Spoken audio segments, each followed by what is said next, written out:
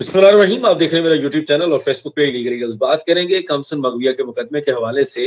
कराची से एक और कमसन मगविया का मुकदमा जो बिल्कुल इसी तरह का मुकदमा था और तकरीबन यही दफात शामिल हैं एक और मुकदमे के अंदर। और उस बच्ची की उम्र इस मगविया जो बच्ची है दुआ ज़हरा, इसकी उम्र से भी कम है। उस बच्ची के मुकदमे को इससे पहले रिपोर्ट किया गया था। एक कराची का जो टेढ़ी टांगों वाला शैतान है, कुछ लोग कहते हैं कि उसको काला शैतान भी कहा जाए, लेकिन टेढ़ी टांगों वाला शैतान कहने से उस तक पैगाम पहुंच जाता है। वो इंसान है जो मजहब का ठेकेदार है और लोगों को मजहब के जो सर्टिफिकेट्स है वो बांटता है। उससे स्टैंप करवाना पड़ता है कि कौन से बंदे का क्या मजहब है। हर इंसान को उसकी तरफ से पहले इंडोर्समेंट लेनी पड़ती है।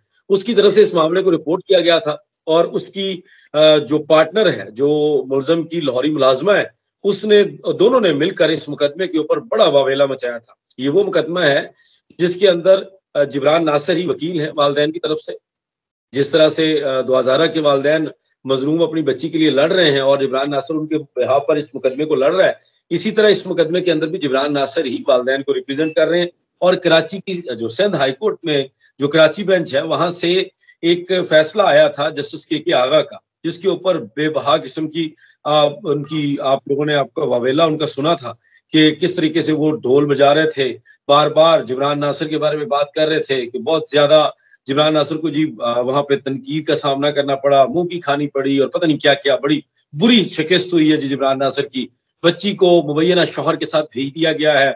ये वाहद केस है 2011 बच्ची का जिस केस के ऊपर जो है वो फैसला नहीं हो रहा। अदरवाइज हर केस के ऊपर फैसला बच्ची के कहने पे किया जा रहा है। हालांकि बाद में हमने उसको क्लियर किया कि जो सिंध हाईकोर्ट के अंदर प्रोसीडिंग थी वो वालदैन की तरफ से बच्ची को मांगने की थी ही नहीं, बल्कि वो बच्ची की तरफ से थी कि वो जो वालदैन है, जो पुलिस है, वो उनको तंग ना करे, उसके हवाले से थी। जिसके ऊपर जो ऑनरेबल कोर्ट ने मुनासिब समझा वो फैसला दिया। लेकिन उन्होंने साथ साथ ये कहा कि जो मुतलका कोर्ट है, जो ट्रायल कोर्ट है, वहां से रुजू कर सकते हैं जो वालदैन है, जो मजलूम है, एग्रीव्ड पार्टी है, वो वहां से रुजू कर सकती है। जिसके बाद कानूनी तौर पर कानून के मुताबिक जिब्रान नासिर ने ट्रायल कोर्ट से रुजू किया और उसके बाद 31 अक्टूबर को एक फैसला आया, जिस फैसले को शाहिद हुसैन साहब ने सबसे पहले हम तमाम लोगों के साथ शेयर किया।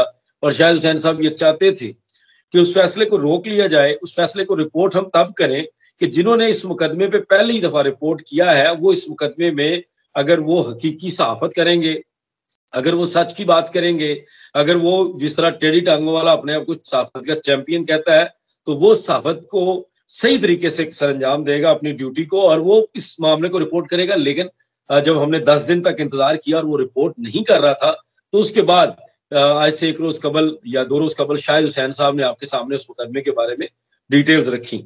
उसी के बारे में शाहिद भाई से जानेंगे। शाहिद भाई, बहुत शुक्रिया आपका। शाहिद भाई, कशमाला नाम की कमसन मगविया है और ये जिस मुकदमे को हम हर रोज डिस्कस कर रहे हैं उससे भी कम उम्र की मगविया है।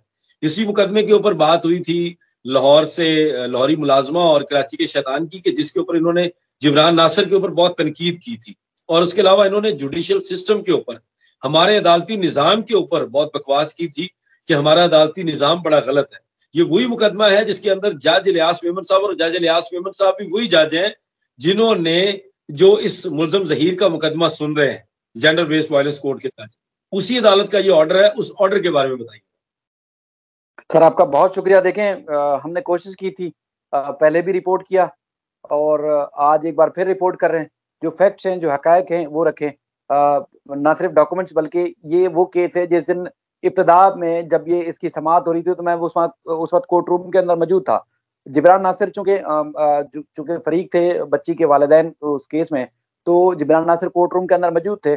जिब्रान नासिर का नाम उस ऑर्डर शीट के ऊपर तभी लिखा गया था कि वो मुद्दाई साइड से, यानी कि जो फरीक है केस में, खुर्रम, उनके वकील थे, इसलिए उनका ऑर्डर शीट के ऊपर नाम लिखा गया था। बाकी उन्होंने कोर्ट के अंदर कोई ऐसी गुफ्तगू नहीं की थी जिसकी वजह से जो तासुर दिया गया कि उनको मार खानी पड़ी हो या मुंह की खानी पड़ी हो।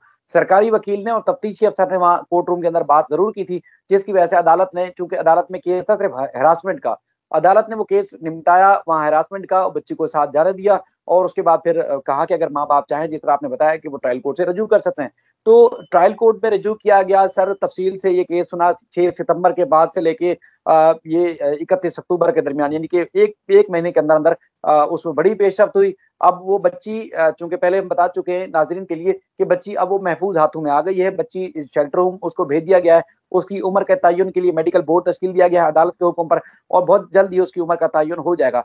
अब मामला ये है कि जिस तरह हम इंतजार कर रहे थे कि देखें बहुत सारे लोग चैंपियन हैं, बहुत सारे लोग अच्छी रिपोर्टिंग करते हैं, हमसे ज्यादा काबिल हैं, बहुत ज्यादा उनके सोर्सेज हैं, तो हम इंतजार कर रहे थे कि वो उस खबर को भी, इस खबर को भी रिपोर्ट करेंगे कि हाँ देखें जी ये वाकई ही एक माइनर या एक चाइल्ड मैरिज का केस था और ट्रायल कोर्ट में ये साबित होगी। अब ट्रायल कोर्ट में चूंकि ये मामला सामने आ चुका है, उम्र का तयन होगा, इन्वेस्टिगेशन हो रही है, फर्दर इन्वेस्टिगेशन, और उसके बाद चालान भी आ गया है। तो वहां किसी की तरफ से ना इस मामले को उठाया गया, ना ही इस मामले में रिपोर्ट किया गया। यकीनी तौर पर उनको बेखबर होते हैं, उनका काम तो सिर्फ यही है कि मुहिम चलानी है, प्रोपेगेंडा करना है, कीचड़ उछालना है, और इसके अलावा उनका कोई काम नहीं है। लेकिन अगर इंसानी हमदर्दी के तहत अगर आपने काम करना है और अपना जो काम है उसको अब सही तरह से अंजाम देना है सोसाइटी के लिए, माशरे के लिए, तो यकीनी तौर पर आप पॉजिटिव ही काम करेंगे, लोगों की गालियां नहीं खाएंगे।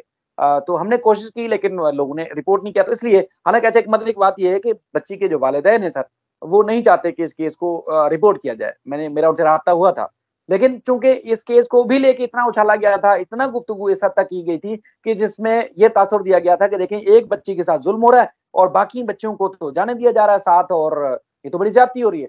तो उनके लिए अर्थ ये है कि बच्ची वो माइनर थी, बच्ची के ऊपर भी उसी कवानीन का, उन्हीं कवानीन का इतलाक होता है जो कि मेहदी काज़मी साहब की साहबजादी के केस में जो है वो इतलाक हो रहा है। यानी कि कम उम्र बच्ची है, छोटी बच्ची है, उसकी उम्र का तयन हो रहा है, नियरेस्ट टू 14 ईयर उसकी बच्ची की एज है। मैंने खुद बच्ची को देखा वहां पर, चूंकि उनको उस दिन भी खतरा था कि पुलिस बच्ची को साथ ले जाएगी क्योंकि ट्रायल कोर्ट का ऑर्डर था, और पुलिस जो है वो बड़ी संजीदगी से इस केस को जो है वो फॉलो कर रही थी।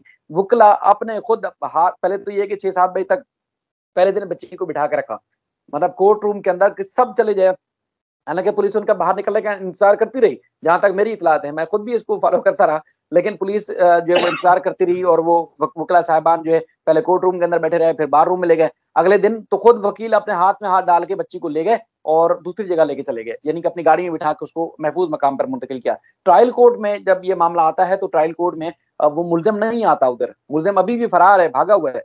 मुलजिम रजा अली रजा की वालदा और एक मुबैना तौर पर नाम नेहाद कह सकते हैं एक सहाफ़ी है रुस्तम जमाली, उसका भी कुरंगी से ताल्लुक है। मैंने अपने सोर्सेज से कंफर्म किया तो वो नहीं इस बात की तस्दीक करते कि किसी वो अखबार में या किसी टीवी चैनल में काम करता है, लेकिन वो उस सहाफत का जो है वो इस्तेमाल करके या सहाफत का नाम इस्तेमाल करके ये उस सारे जो काम है उसमें वो मुलव्विस रहा है, और उसका पुलिस चालान में नाम भी है बाकायदा तौर पर। हम इसलिए नाम ले रहे हैं क्योंकि उसका बाकायदा तौर पर केस में नाम है, ना सिर्फ बच्ची के इस सारे मामले को सहूलतकारी में, बल्कि मुख्तलिफ जगहों पर छुपाने का, भगाने का और शेल्टर देने का उसके ऊपर इल्जाम है।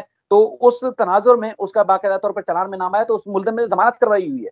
अब मुलजिम, मरकजी मुलजिम जो खुद मफरूर है, निकाह खान और गवाह, निकाह की कहीं से तस्दीक नहीं हुई, यानी कि कहीं किसी काजी से निकाह पढ़ाया ही नहीं गया, जो अब तक तफ्तीश सामने आई है। तो अब बच्ची को इस सारी सूरत हाल को देखते हुए बच्ची को जो है वो अदालत ने चाइल्ड प्रोटेक्शन ब्यूरो भेजा है, मेरी इतलात के मुताबिक उसी चाइल्ड प्रोटेक्शन ब्यूरो में जिसमें मुगविया जहरा काज़मी है, और उम्र का तयन हो जाएगा।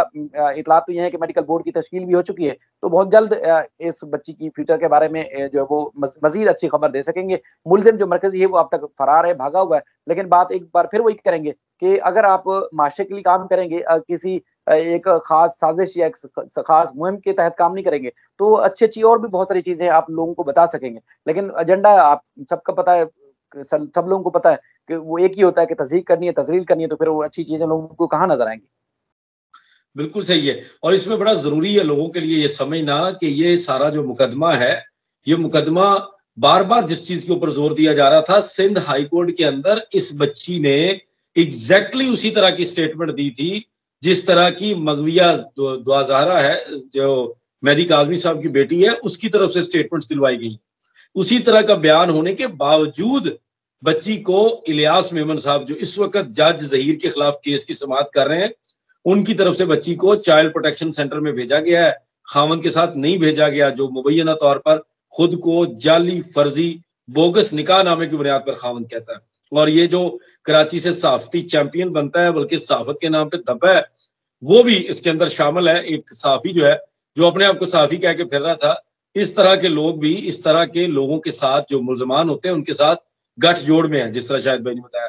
शायद भी बहुत शुक्रिया, इंशाल्लाह ताला इस केस के ऊपर हम जो जरूरी चीजें हैं, जो जाहिर है जो वालिदैन की ख्वाहिश है कि उसके ऊपर ज्यादा बात ना की जाए, लेकिन जो जरूरी चीजें होंगी रिपोर्टिंग की हद तक वो आपके जरिए हम लोगों तक जरूर रखेंगे, ताकि लोगों को पता हो कि ये जो मेहदी अली काज़मी का खड़ा होना किस तरह से आने वाले दिनों में बच्चियों के लिए, जो दूसरे वालिदैन हैं जो नहीं खड़े होते थे अपनी बच्चियों के लिए, उनके लिए किस तरह फायदेमंद साबित हो रहा है, उनके लिए वो रोल मॉडल बन रहे हैं और लोगों की बच्चियां जो है वो महफूज होती जा रही हैं।